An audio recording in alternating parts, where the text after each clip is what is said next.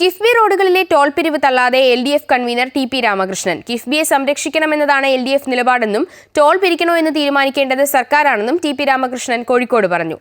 Toll പിരിക്കണമെന്ന് LDF തീരുമാനിച്ചിട്ടില്ലെന്നും അദ്ദേഹം കൂട്ടിച്ചേർത്തു.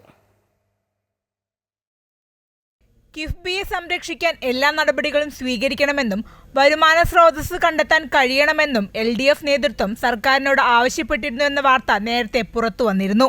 ഇതിന് പിന്നാലെയാണ് കിഫ്ബിയെ സംരക്ഷിക്കണമെന്നും ഇതുമായി ബന്ധപ്പെട്ട് സർക്കാർ പഠനം നടത്തട്ടെയെന്നും അതിനുശേഷം തീരുമാനം അറിയിക്കാമെന്ന പ്രസ്താവനയുമായി TP രാമകൃഷ്ണൻ എത്തിയത്. കിഫ്ബി ഇത്രയും വലിയ തുക ചെലവഴിക്കുമ്പോൾ വൻകിട പദ്ധതികളിലൂടെ വരുമാന മാർഗം കൂടി തേടണം. ഇതാണ് ഇടതുപക്ഷ ജനാധിപത്യ മുന്നണി ചർച്ച ചെയ്ത വിഷയം. അതിൽ ടോളോ മറ്റ് വിഷയങ്ങളൊന്നും പ്രത്യേകം നമ്മൾ ചർച്ച ചെയ്ത് തീരുമാനിച്ചിട്ടില്ല. അപ്പോൾ അതിൻ്റെ ഭാഗമായി ടോള് എന്ന് പറഞ്ഞത് നേരത്തെ ഒരു ആശയമാണത്. ആ ആശയത്തിലൊന്നും അവസാന തീരുമാനമെടുത്തില്ല. ഗവൺമെൻറ് ഒരു തീരുമാനം എടുത്തു കഴിഞ്ഞിട്ടില്ല. അതേസമയം ആശാവർക്കർമാരുടെ സമരത്തിൽ പ്രതികരിച്ച TP രാമകൃഷ്ണൻ സംസ്ഥാനം ചെയ്യേണ്ടതെല്ലാം ചെയ്തിട്ടുണ്ടെന്നും കേന്ദ്രം പണം നൽകുന്നില്ലെന്നും പറഞ്ഞു.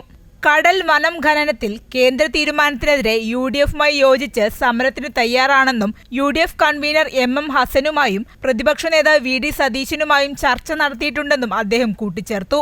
കടലിലെയും വനത്തിലെയും ധാതുക്കളാണ് ഖനനം ചെയ്ത് നഷ്ടപ്പെടാൻ പോകുന്നത്. അത് ഭയങ്കരമായ സമ്പത്ത് നഷ്ടം നമ്മുടെ നാട്ടിന് വരും.